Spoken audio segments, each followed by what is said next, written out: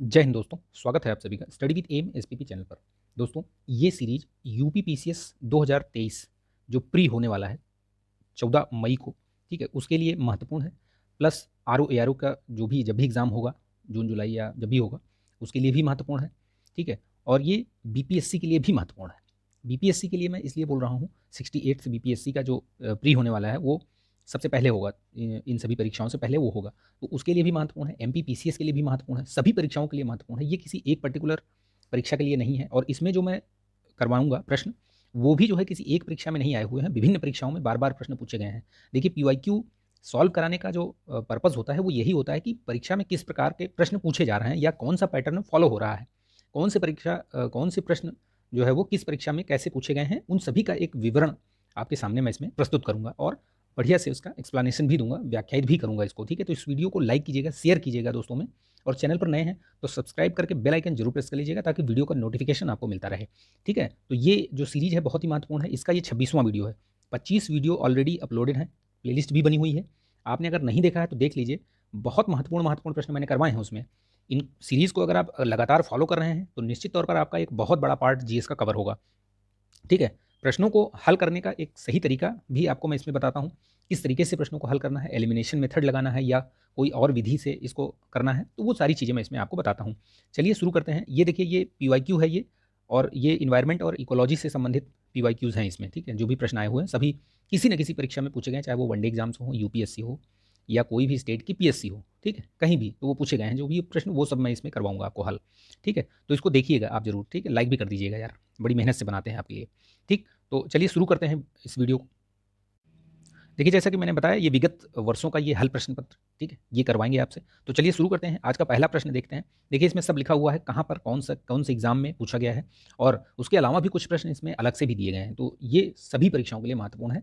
देखिएगा इसको, और बहुत ही शानदार तरीके से आपको मैं व्याख्यात भी करूंगा इस चीज़ को। चलिए शुरू करते हैं। निम्नलिखित में से कौन सरोवर या झील में तेजी से वृद्धि करता है? तो ये जो जलकुंभी होता है, यही है जो कि बहुत तेजी से वृद्धि करता है। आपने गांव वगैरह में देखा होगा, अगर ये एक एक पेड़, ये जो जलकुंभी का एक पौधा अगर ले जाकर के आप किसी झील में या किसी नदी में, तालाब में डाल दीजिए, देखिए फिर वो कितनी तेजी से पूरे तालाब को पूरा एकदम से मतलब आच्छादित कर देता है, वो पूरा भर जाता है। आपने देखा होगा, ये जगह जगह पर आपको दिखता होगा ये, ठीक है। तो ये जलकुंभी एक प्रकार से अतिक्रमण वाली ये प्रजाति है, और इसको बंगाल का संकट भी कहा जाता है एक तरीके से। ये भी याद रखिएगा, ठीक है। इसी को बोला जाता है बंगाल का संकट, तो ये याद रखिएगा, ठीक। ये इस चीज़ के बारे में जानकारी रखिएगा आप।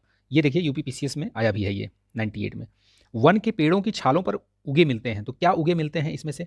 लाइकेन देखा होगा आपने, ठीक है। लाइकेन देखिए, लाइकेन एक ऐसा वो है, प्रजाति है, एक ऐसी प्रजाति है जो कि वायु प्रदूषण के लिए सबसे मतलब एक इंडिकेटिंग का काम करती है। ये इंडिकेटर स्पीसीज है ये, ठीक है। पूछा भी गया है ये प्रश्न कि वायु प्रदूषण का सबसे बेहतर तरीके से प्रदर्शित करने वाली प्रजाति कौन सी है, तो ये लाइकेन। इसमें फंगाई और कवक का ये एक तरीके से मिश्रण होता है, ठीक। तो ये याद रखिएगा, ठीक है। चलिए नेक्स्ट देखते हैं। एल्गी हैदराबाद में स्थित हुसैन सागर झील, तो दो चीज़ें इसमें याद रखिएगा।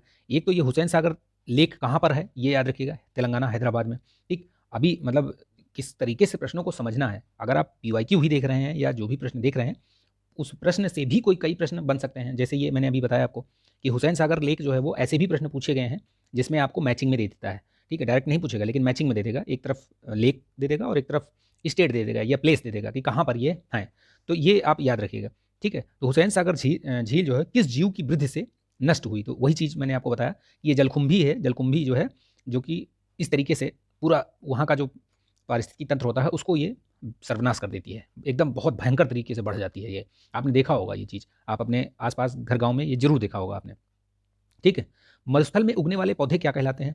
देखिए, मरुस्थल में जो पौधे उगते हैं उनको जीरोफाइट्स कहा जाता है। क्या कहा जाता है? जीरोफाइट्स। लिथोफाइट्स होता है एक, क्या होते हैं ये लिथोफाइट्स? लिथोफाइट्स होते हैं जो आपने देखा होगा पत्थरों पर जो पौधों की प्रजातियां उगती हैं उनको लिथोफाइट्स भी कहा जाता है, ठीक है। हाइड्रोफाइट्स क्या होते हैं? जो हाइड्रोफाइट्स जो होते हैं आपके पानी में उगने वाली जो जितने भी पौधे हैं ये सब हाइड्रोफाइट्स कहे जाते हैं। हेलोफाइट्स क्या है? जो नमकीन पानी में उगते हैं, ठीक, नमकीन पानी में, तो उनको हेलोफाइट्स कहते हैं। ये चीज़ें याद रखिएगा क्योंकि ये प्रश्न पूछा गया है पहले भी। ये तो मतलब ये पूछा ही गया है कि मरुस्थल में उगने वाले, लेकिन इनसे भी प्रश्न बने हुए हैं। आपको इस तरीके से दे देगा, मैचिंग में दे देगा, यानी कि सामने सामने कुछ कुछ चीज़ें लिखी होंगी और आपसे पूछेगा कि इनमें से कौन सा सही है और कौन सा गलत है, इस तरीके से। तो इस तरीके के लिए भी प्रश्नों को तैयार रखिएगा आप। अगर आपने पढ़ा है तो निश्चित तौर पर आप उसको अच्छे से कर ले जाएंगे। तो मेरे साथ आप इसमें वीडियो में बने रहिए, पूरा लास्ट तक जरूर देखिएगा, बहुत महत्वपूर्ण प्रश्न है इसमें 30 प्रश्न। पादप वृद्धि हेतु सबसे उपयुक्त क्या है? तो जो पादप वृद्धि के लिए है सबसे उपयुक्त इसमें से तो दोमट मिट्टी है, जिनमें कि आपने देखा होगा दोमट मिट्टी आप अपने उत्तर भारत में और इस तरह के जगहों पे बहुत ही प्रचुर मात्रा में, यानी कि दोमट मिट्टी जो है लगभग देश में आपको 40% हिस्से पर यही दिखाई देगी, दोमट मिट्टी ही दिखाई देती है। ठीक है, बालू आपको पता है कैसे होती है, राजस्थान और इस साइड में बलुई मिट्टी भी दिखती है।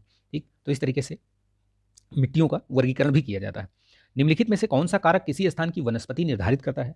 देखिए, वनस्पति निर्धारित करने के लिए आप अगर देखेंगे तो कौन सा वनस्पति निर्धारित करता है, इसमें पूछा है ना।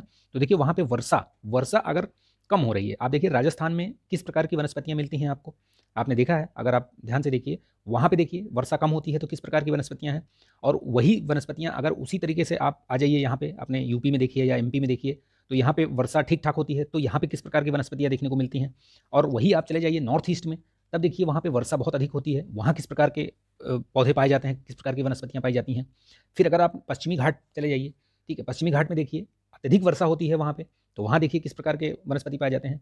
तो ये वर्षा ही है जो वहाँ पे वनस्पतियों का निर्धारण करती है कि किस प्रकार की वनस्पतियाँ मिलेंगी इनमें से। ठीक है, वैसे सभी हैं इसमें, मतलब ये भी डिसाइड करता है ये भी, लेकिन ये कि मेजर पार्ट जो है वो वहाँ पे वर्षा ही निर्धारित करती है।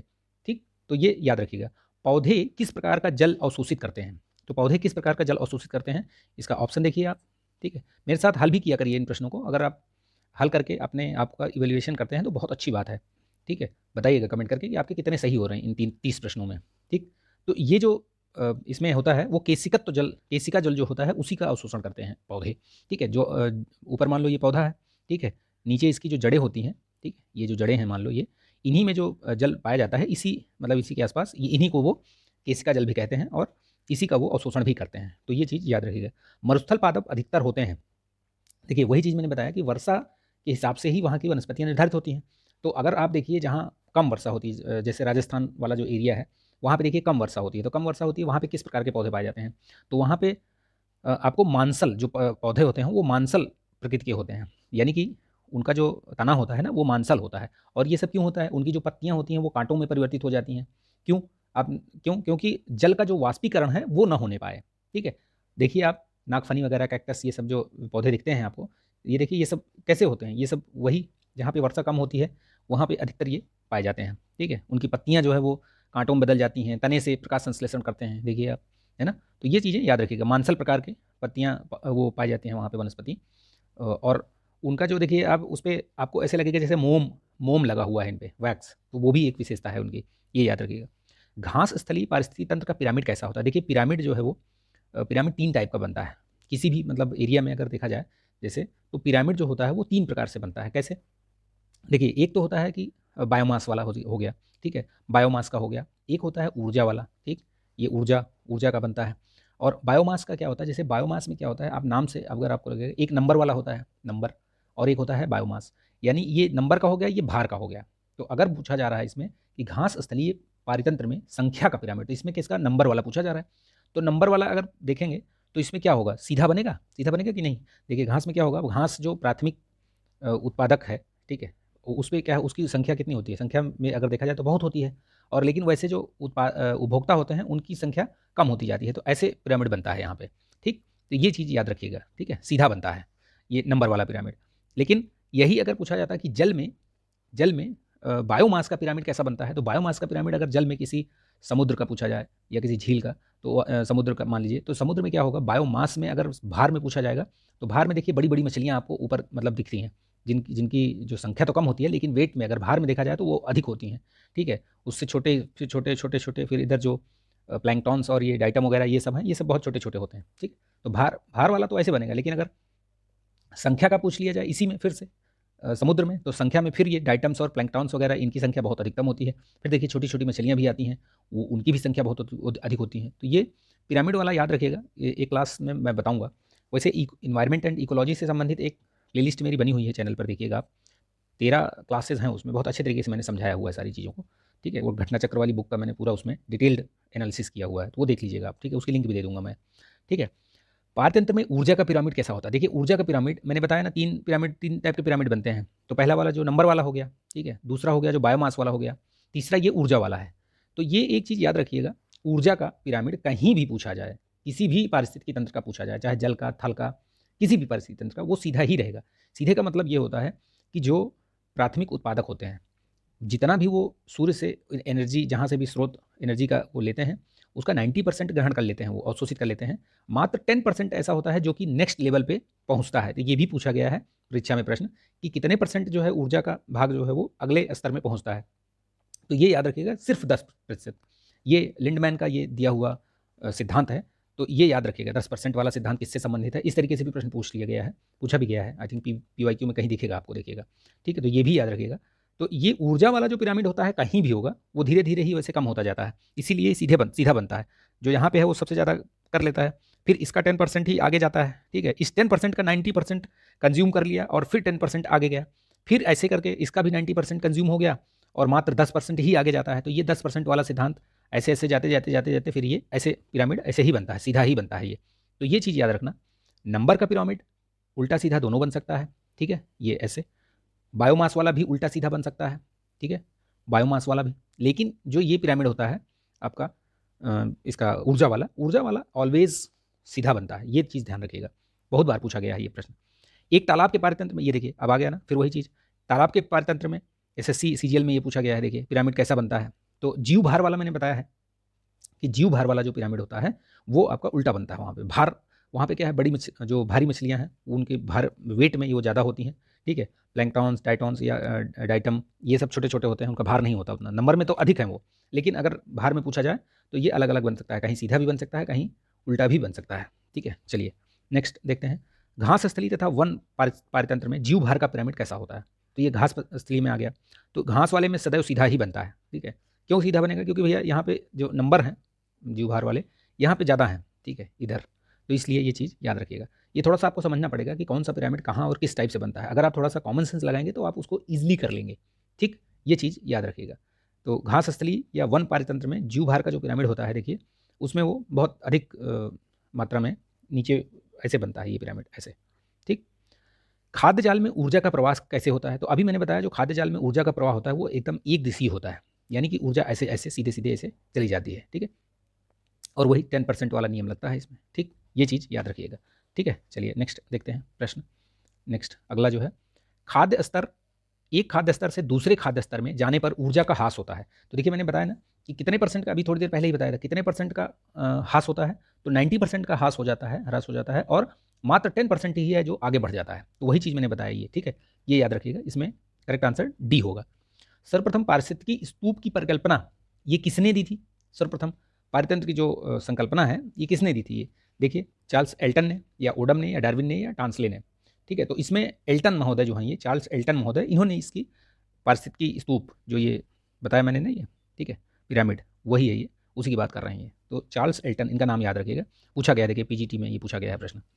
सूर्य प्रकाश में उगने वाले पौधों को क्या कहा जाता है, सूर्य वाले के प्रकाश में जो उगते हैं, तो ये आतपोद्भिद बोलते हैं इनको, ठीक है, ये चीज़ याद रखिएगा, आतपोद्भिद, ठीक है, जो सूर्य में उगते हैं इन पौधों को आतपोद्भिद बोलते हैं। अधिक वर्षा वाले उष्ण क्षेत्रों में भारी वर्षा होती है, अतः वहाँ वन होते हैं। तो कैसे वन होते हैं वहाँ पे सदाहरित वन पाए जाते हैं, सदाबहारी जिसको बोलते हैं ना, सदाबहारी वन पाए जाते हैं वहाँ पे, ये चीज़ याद रखिए। अभी थोड़ी देर पहले ही मैंने व्याख्या किया था उस, ठीक है।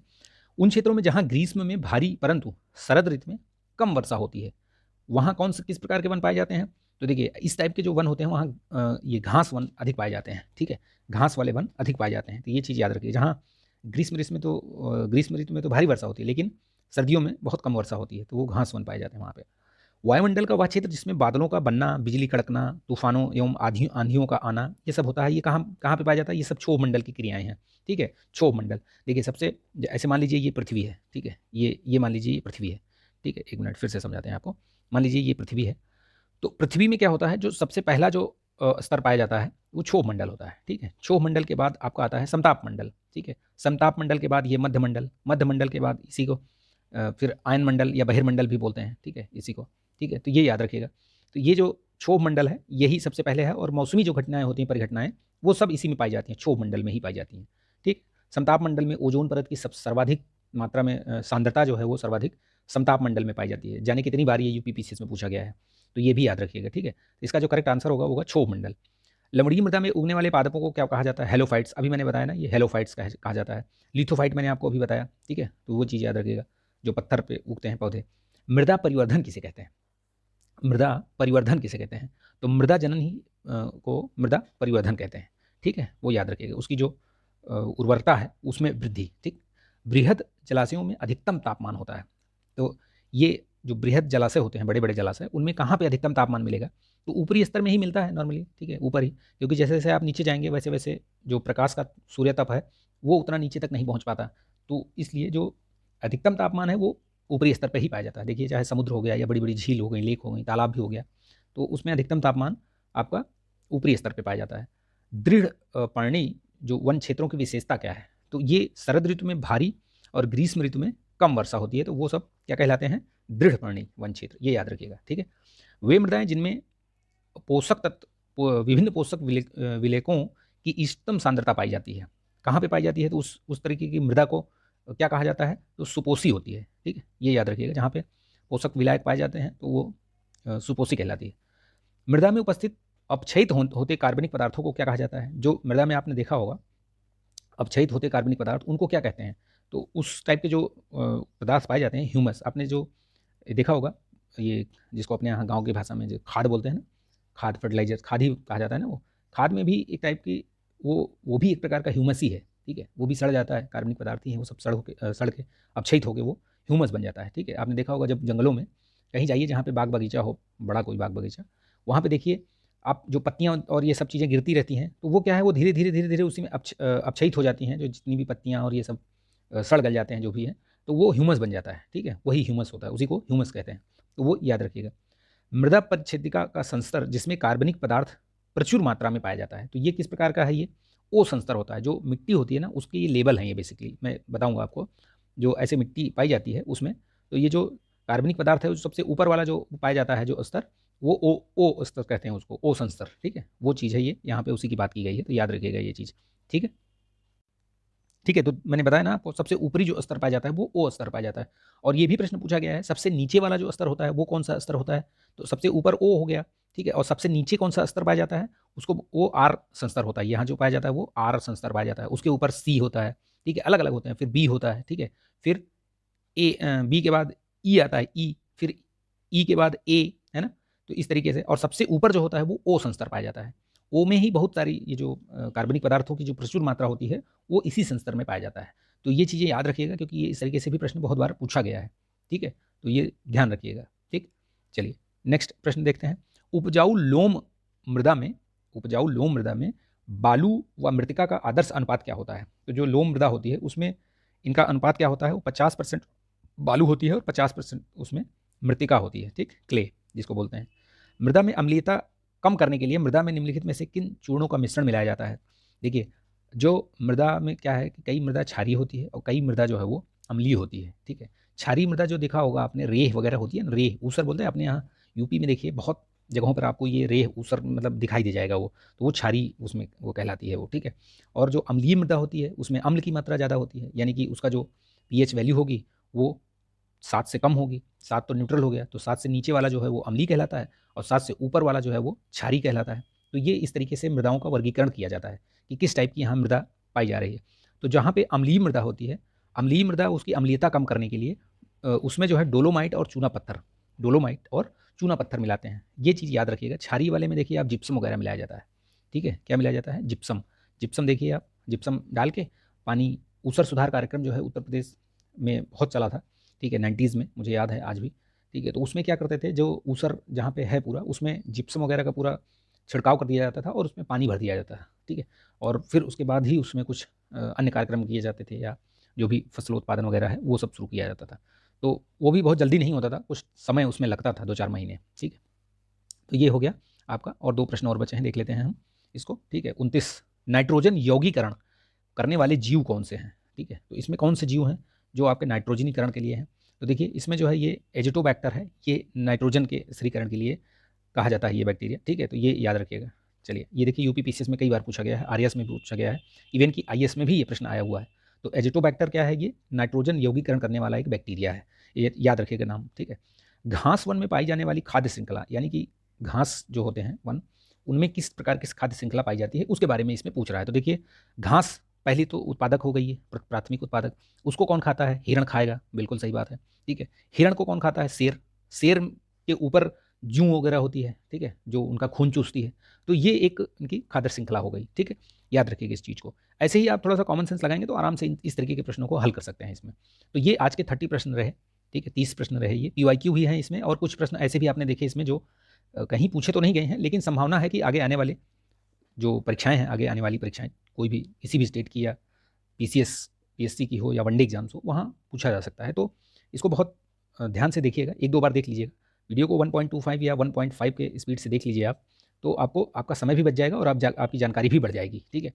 तो आई होप कि ये वीडियो पसंद आया होगा, जानकारी पसंद आई होगी तो लाइक कर दीजिए इसको, दोस्तों में शेयर कर दीजिए ज़्यादा से ज़्यादा, ठीक है। और चैनल पर नए आए हैं तो सब्सक्राइब करके बेल आइकन जरूर प्रेस कर लीजिएगा, ताकि वीडियो का नोटिफिकेशन वगैरह आपको चीज़ें मिलती रहें और जो भी जानकारी आपको मैं देना चाहूँ आप तक पहुँचती रहे। इसका PDF आपको टेलीग्राम चैनल पर मिल जाएगा, उसकी भी लिंक दी हुई है, आप वहाँ से ज्वाइन करके इसको डाउनलोड कर सकते हैं, ठीक है। तो मिलेंगे नेक्स्ट वीडियो में, तब तक के लिए ध्यान रखिए।